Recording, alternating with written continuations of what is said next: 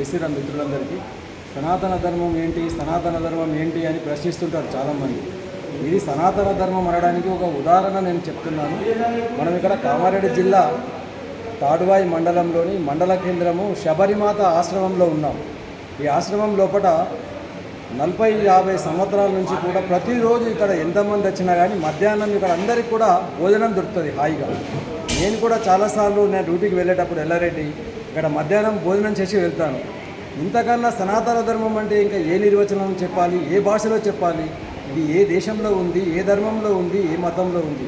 కాబట్టి ఒక్కసారి చూడండి, మా భోజనం చేసే వాళ్ళందరినీ కూడా ఒకసారి వీక్షించండి.